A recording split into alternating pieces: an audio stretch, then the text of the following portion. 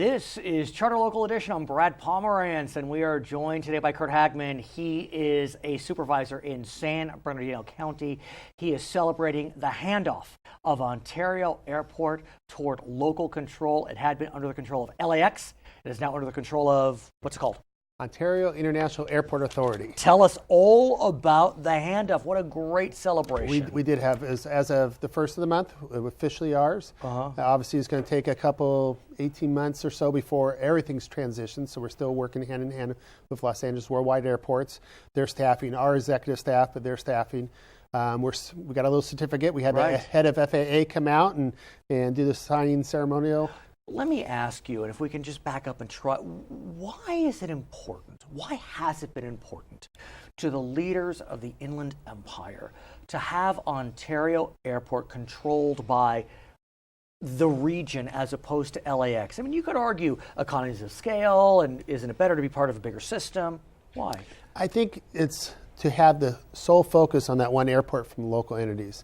And the way the economics of airports work is the revenue generated on the airport stays on the airport, which lowers the plane fares. Right, okay. And for some reason, LAWA never saw fit to develop the 700 plus acres around the airport. That's Los Angeles World Airport's LAX, essentially. Correct. So as we get to do the land development around the airport, it'll be the money, the revenues from that will go back into lowering the cost for our residents.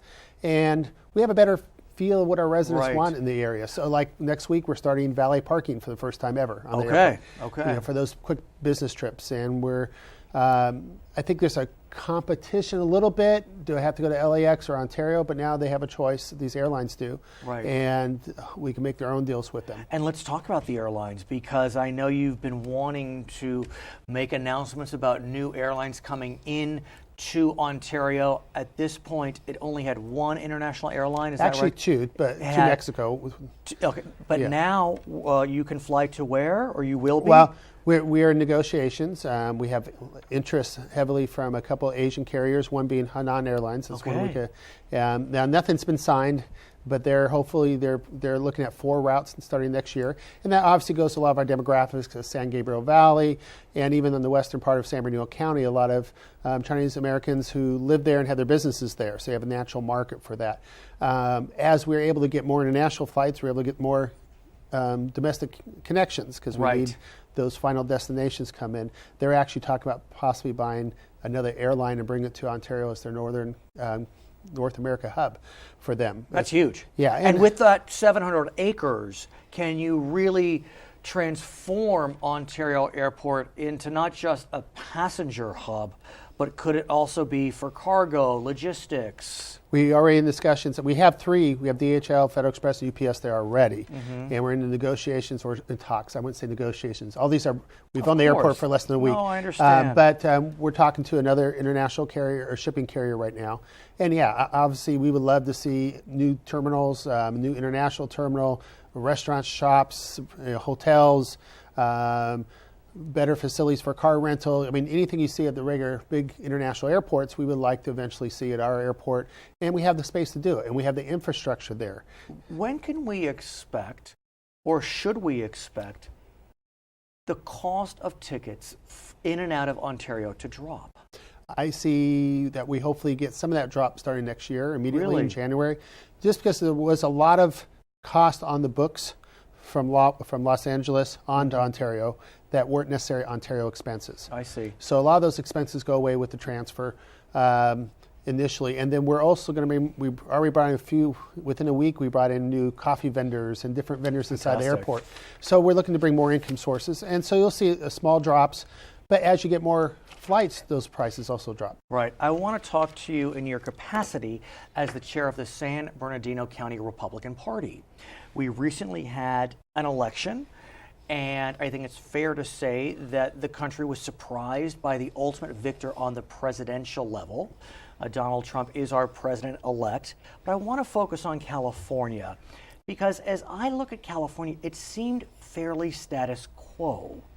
A few pickups by the Democrats in the Assembly, but the Senate is essentially flat. In the Congress, Democrats were very excited about picking up some congressional seats. That didn't happen. A targeted seat in your county, Mark Steinnorth, he was seen as very endangered. He kept his seat. What do you make of this election in California? Well, I think California is its own little country. I mean, we do not follow the rest of the nation. A few years ago, you remember the big switch into Republican control of the Congress, a lot of pickup seats. We call it the wave that stopped at the Rockies.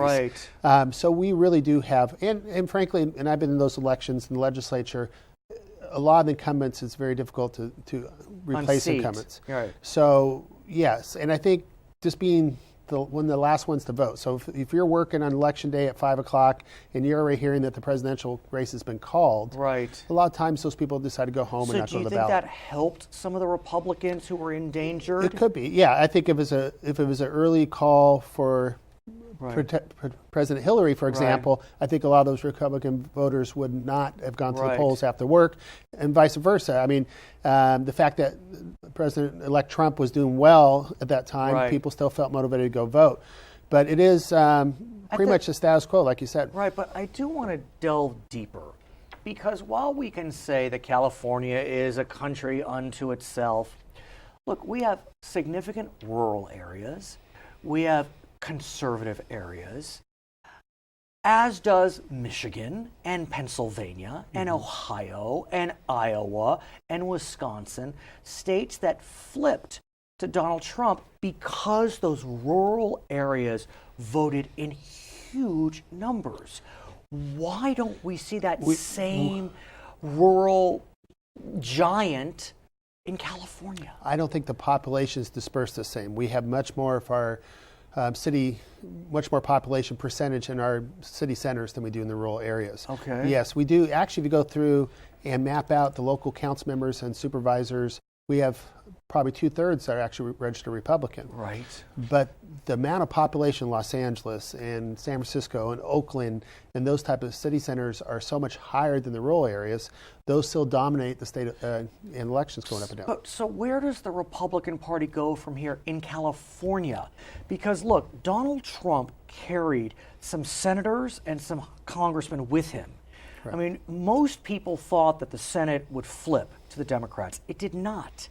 The Democrats did not pick up many seats in the House. Well, two things I think for California. One, the demographics here are much different. We have a much higher Hispanic population than most of the other states do. But look at Florida. I mean, they have a very robust Hispanic population. And Florida went Republican. North Carolina, a growing Hispanic population, Republican. Mm-hmm. We need to court, as Republicans, more people into the party. And I think the general appeal of making everything better, this really simple message of making America great.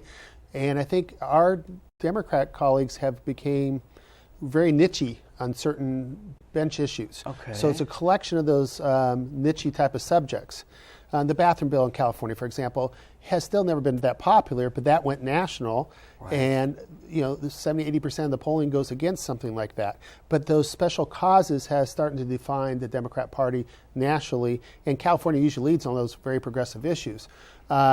We need to be more inclusive as a party. We need to say that we do have room for everybody underneath our tent, and that we really are looking forward to making everyone's life better in a global way. Okay. His name is Curt Hagman. He is a member of the Board of Supervisors in San Bernardino County, also the chair of the San Bernardino County Republican Party. My name is Brad Pomerance. We thank you so much for joining us on Charter Local Edition. Thanks, Brad.